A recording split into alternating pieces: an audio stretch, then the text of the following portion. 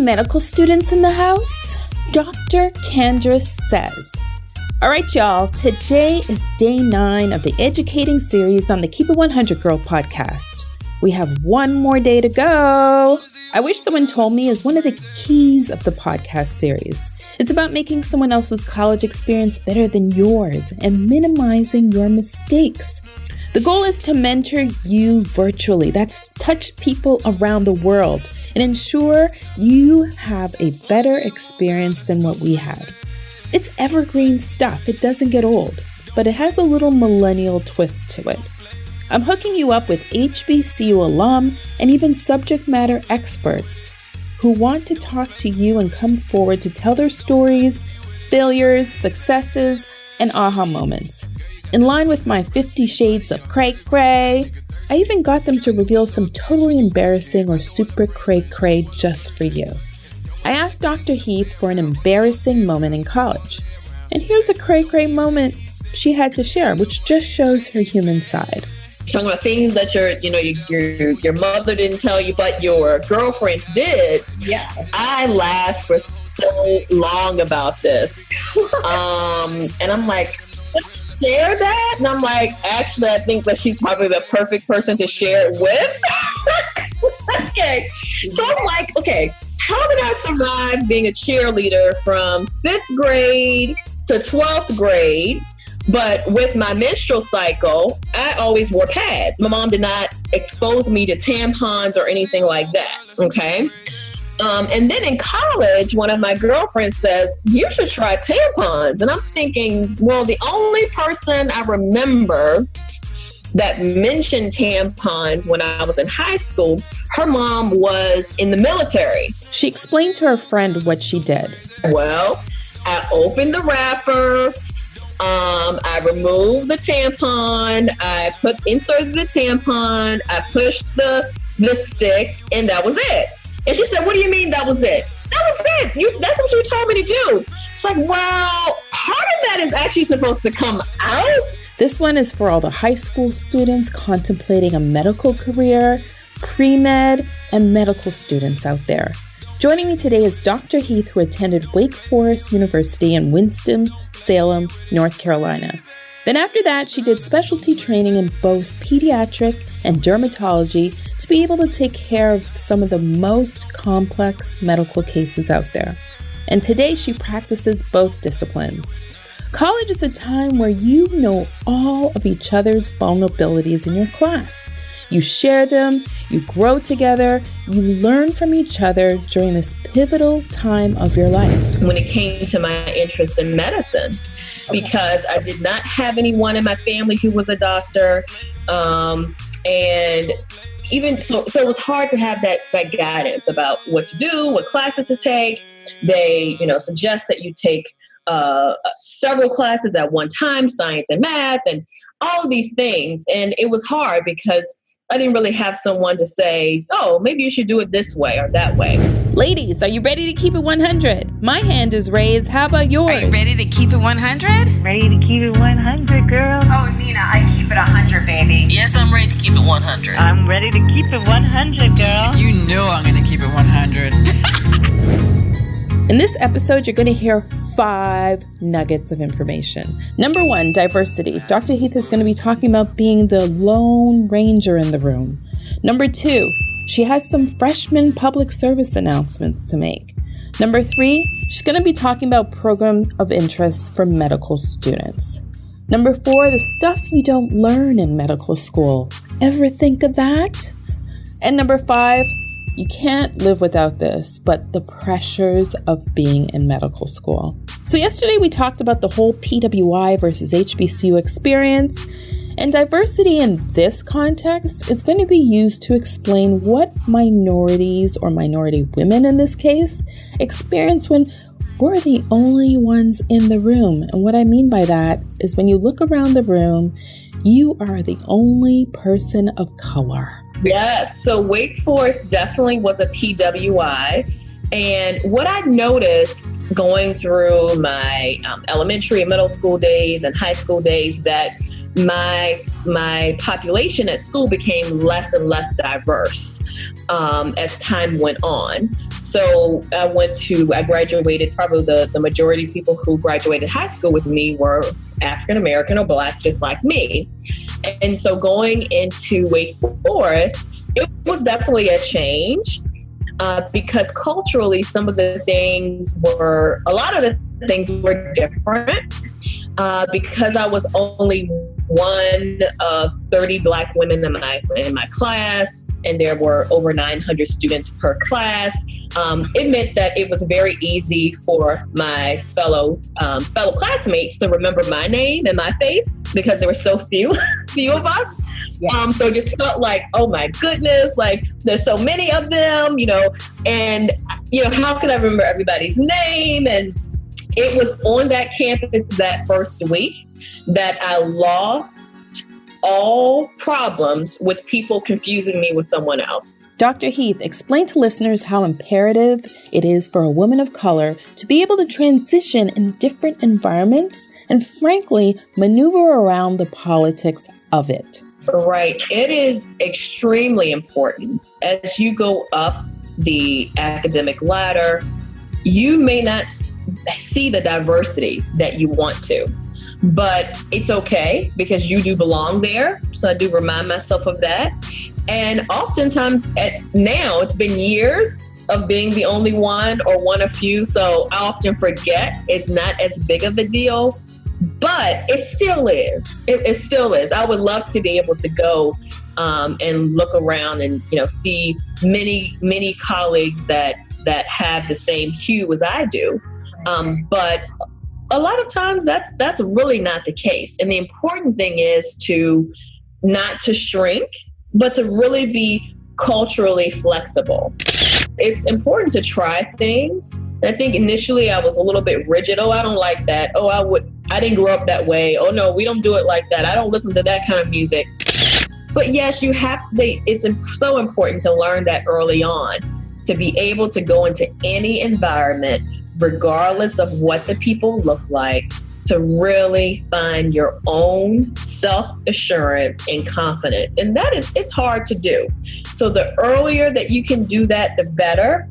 And then the closer you will become to sort of feeling, oh, goodness, I'm the only one in here, instead of that being the first thing on your mind when you walk into the room. Freshman public service announcement to high school students contemplating a medical career, pre-med and medical students who are all listening to this podcast. Dr. Heath wants to emphasize and drive home the same messages that all of my featured guests have driven in your heads. And that's about your college days, studying abroad, and she wants to give a little girl talk at the end. Your college days are truly your best days. And I remember people saying that, and I even would have these discussions with my girlfriends, like, these are the best days, like we have to study. And no, truly, those college days are your best days. That's number one. You really need to embrace that. You're not paying, hopefully if you're a full-time college student, if you're fortunate enough to be a full-time college student, that means that hopefully you don't have any bills or very few bills. So, you can really focus on honing your craft and really taking classes not only in your major, but things that you're just interested in. That's your time to explore. That's really the time to do it. So a common thread through all these 9 podcasts episodes so far is that we all have regrets about studying abroad. So listen to what Dr. Heath has to say as well. To travel abroad as a college student, I don't know how many times that crosses my mind. I have colleagues who are very well traveled, and I didn't come from a family where we, traveled around the world. But in college, that was a missed opportunity. Those study abroad programs are times where you may travel with the professor, you have a guided tours, they've set up your housing for you. They really lay it out and make it easy for you. If your school specifically doesn't have a program, your school has relationships with other universities that have that program. You can get credit. And this is what I've learned from working with students over the years, mentoring, etc. I love to use experiences from your life to make your personal life story make sense. And what I mean by that is when people say, well, why do you want to be a doctor? Or how did you come to this decision? Or what have you done to prepare? What makes you unique? Studying abroad, you can always use that as something to really set you apart from some of the other applicants. It really shows maturity to be able to do that, an appreciation for other cultures. And in that, what people often miss is that while they're learning about another culture, you often have more self-acceptance about yourself as well. On a body positive note, you don't realize or appreciate your shape, your size until you get older. Dr. Heath has the script as to why this is the case. The thing that people do not tell you, women, ladies, girls, you are not fat, okay? You are not fat. Okay, you're not fat. Now, let me just preface this. I don't like using that word, but I have a lot of adolescent patients that are like, oh, I have a stomach roll and this and that. You're not fat. If you are slightly overweight, if you're a lot overweight, this is the best age to be that, because your body can really bounce back very quickly in a way that you can't appreciate until you're much older. So if you don't have anyone in your family or any friends of your family in medicine to lead and guide you to your medical career, Dr. Heath refers to the National Students Medical Association as her medical family that she never had. And that's when the Student National Medical Association really helped. Because there I could go to conferences on a yearly basis, and even in the regional level, and even at the even with the students locally that were in the medical school locally, the diverse student population could come and help us say, hey, even if you don't have anyone in your family who is in medicine, you can do it too. And here are some of the steps and ways that you can do it. So what's involved? The Student National Medical Association is a national organization. And what happens is it does have different levels. So it's run by medical students. They're primarily medical students that sit on the board of directors. I recently finished a 2-year term as a professional board member, but the professionals are definitely outnumbered by the medical students. So they run the organization on the national level with the help of headquarters, a headquarters staff. We own our own building, everything. I mean, it's a real nonprofit. Then it's run like a nonprofit. And then at each of the medical schools across the nation, the students can form SNMA, for short, chapters. And those SNMA chapters are really the workhorses of the organization. There are preset community program initiatives that they do on a national, that are kind of set forth on the national level. And then the local medical school chapters actually do take the work on and do it in their community. At the college level, you will get access to direct resources on how to get into medical school. So now probably the fastest growing part of the organization is the pre-medical arm. So college students, they can form chapters at the college level as well. And we call them MAPS chapters, Minority Association of Pre-Medical Students. Again, under the umbrella of the Student National Medical Association. And that way they can have those direct resources on how to get into medical school, what to take, what not to take. The Pre-Med Pipeline program encourages a science and math foundation. Dr. Heath explains that both subjects are the core of medical school before and after you're accepted.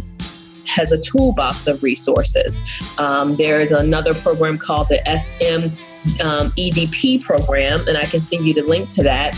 And what happens is college students from across the nation can, underserved, that are from racial backgrounds that are underserved in medicine.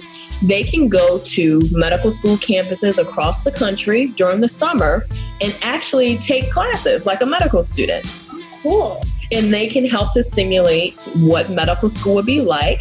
And if they're earlier on in high school, then they could even just, really focus on some of the science and foundation things. And they've tracked the students over time. And a lot of us who did those programs, it's interesting now to go to medical conferences. And I can say, oh, I remember you from the pre-med pipeline program at this place and that place. So it's really a great resource. And I would not have known about any of that if it wasn't for my family member at SNMA. Are you the college student applying for scholarships while you're in college?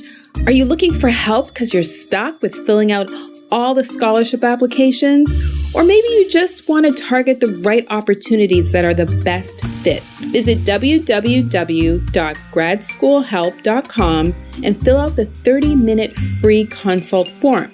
Dr. Hilton will sit down with you for 30 minutes to figure out your next steps.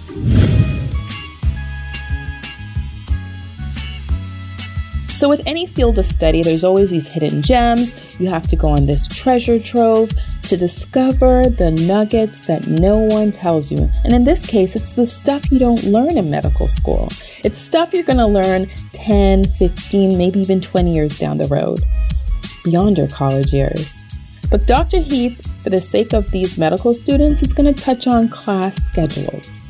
Oh, also to freshmen, do not just take that course catalog book, say, okay, well, I want to be a doctor, so I'm going to take this and this and this and this. You should never create a schedule of classes without conferring with upperclassmen. Because the class can be the same. They can offer biology 101 3 times a week, but by different teachers. And some people learn in different ways. So there may be one professor that's great at actually doing experiments and visually showing you.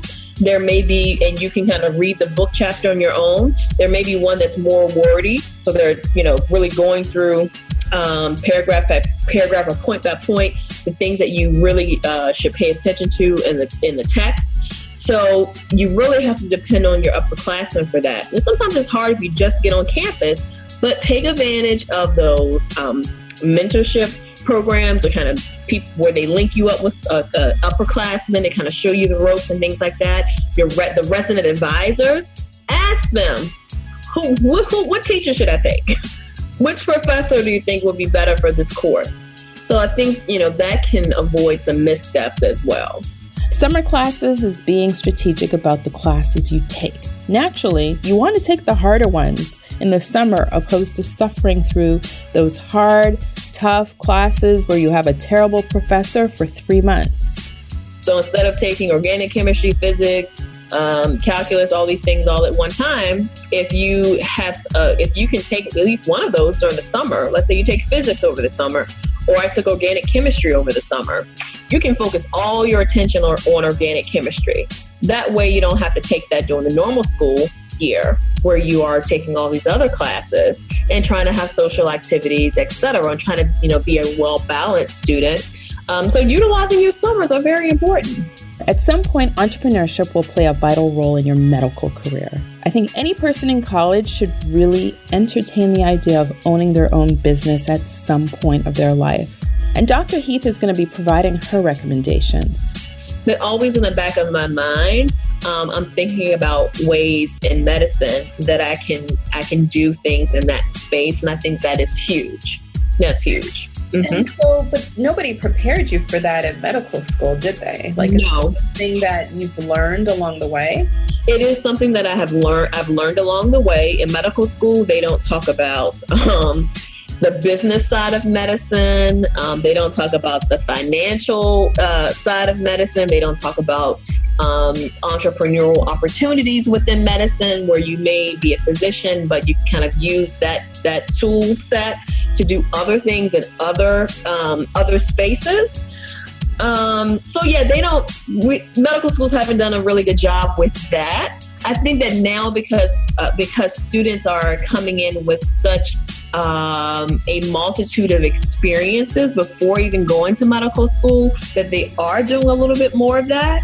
But medical school is very sort of, traditional, learn your sciences and take care of patients. And, we rarely talk about, negotiating contracts and things like that. If you are aware of, if you have that entrepreneurial spirit early in college, go for it. Definitely take some classes that if your college is offering any classes around that space of, whether it is even on social media, how to leverage social media, or even, early, like how to balance my books, how to, maintain a budget. All of these things can be applied to real life. No matter what area of study, office hours are also a no-brainer. Whether you're in med school, whether you're in the School of Business, whether you're in an architecture school, School of Engineering, but Dr. Heath encourages students to attend. And I'm going to turn it over to her to explain why.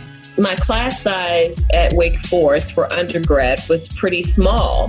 The average class size at that time was about 13 students. Oh. And then for my science classes, they were larger classes. They may have had 30 people in it, which was huge for Wake Forest. But I remember going to visit other colleges where I was accepted. And for those science core classes, you would have 250 people in your class. Okay. So it's important, regardless of the size of the class, to get to know your professor. Every professor has office hours, and a lot of times people would never use them. But I think it was important to use the office hours for your professor. You don't have to go there every day or every week, but I think it is important with some regularity to be able to pop in so that they know that you're invested in succeeding. Because if something is off and maybe you didn't do as well on the test or something is happening, you want that person to not think of you as just another number, student number 17 of 250.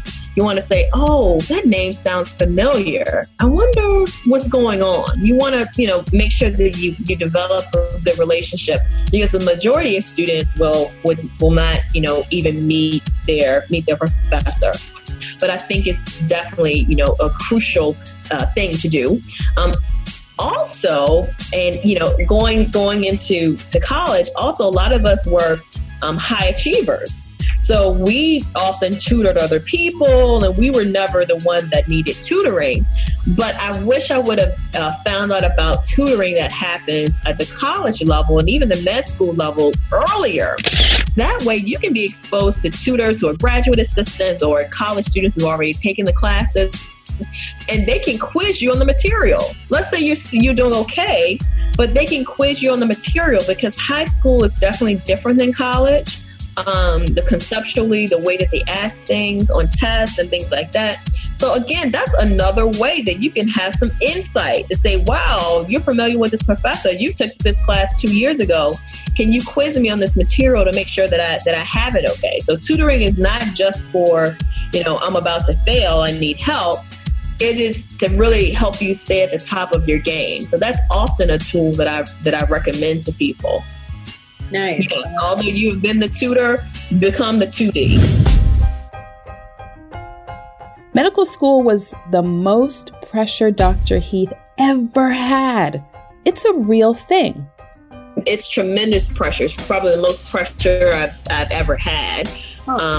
So yes, you definitely have to build that support network, and ask for help so that you know how to deal with that, and that you can recognize when you start to have palpable stress going on. Just take a step back and say, wow, I'm really stressed out. Let me do my checklist, things that I know that will help me, exercise, talking to a friend, talking to someone who can give me some strategies on how to address some of the underlying issues to help me get over it.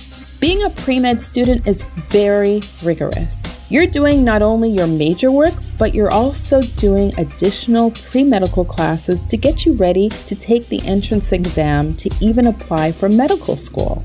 As a physician, I definitely want to make sure that the people, the students listening to the podcast know there's nothing wrong with going to your student health center if you are feeling a little bit down, just so that they can maybe hook you up with someone, a counselor on campus that you can speak to. It doesn't mean you're crazy or anything like that, but it's very super important for you to have the support that you need. Dropping a class, people, is always an option. But in high school, it's not an option. Dr. Heath explains the circumstances and the difference between the two. Protecting their GPA is important. So we've talked about some things, but really just, verbally wanted to just state that, especially for, going off to grad school and other things like, medicine. Your GPA is very important. So unlike high school, where you're just sort of stuck in a class and you have to deal with it, I often tell students, make sure you know when the drop dates are. If first couple weeks are going by and you are completely lost, you're behind, you've already failed a test, it's a mess, and you need to hit the reset button, drop it if you can. Because I'd rather you drop the class and carry a lighter load that semester and get A's and everything else than to ruin your transcript with a failure or a D or a C or whatever it is. So want to make sure that you have the best GPA possible. So sometimes you can avoid having to drop a class by doing some of the things we talked about earlier, asking upperclassmen, which professor should I take? What kind of teaching style do they have, to try to avoid those things. But know that dropping a class is an option, because that's really in high school not an option, but you want to protect your GPA at all costs. This is why we give back. I try to live my life in a way where I'm making the path easier for someone else than I had it. It really makes me feel great when someone succeeds without any of the hiccups that I had. They have a more straight path. It makes me feel great when that happens. So I like to do more of that. Also, I've noticed, even at the level where people are out of medical school, they've done their training and now it's time for them to get a job, because I've worked in multiple different spaces within medicine, private practice, academic, independent contractor, all these different things that people come to me and say, what do you think I should do? Should I take this job? What should I ask? Blah, blah, blah. And so I just, prep people for their job interviews and all these things. And I say, well, wow, like this, again, can be something in the entrepreneurial space that I can maybe create some things to, help people out. So I'll definitely want people who are interested in any of those things to, go to my website, drcandriceheath.org. And definitely leave me a comment and let me know what you're interested in, and I can definitely try to make that connection happen for you. Hope you enjoyed today's episode. New episodes drop every day, and in case you missed the last week and a half, you now can tune into the Keep It 100 Girl podcast on iTunes, iHeartRadio, Stitcher, SoundCloud, Google Play Music, and TuneIn Radio. Tune in tomorrow when we talk about entrepreneurship. It's all about getting your own coins and following your own passion. Something that I feel strongly about, and it's near and dear to my heart. But it doesn't have to end there. Take your pick. Follow me on Instagram, Twitter, Snapchat, or the Keep It 100 Girl Facebook page using the handle @NinaBabel. And that's Babe with an L in case you're struggling to figure out how to spell my last name. DM or tweet me and tell me what episode you listened to and tell me what your biggest takeaway was. I keep it 100. I keep it real. I keep it true. Smooches.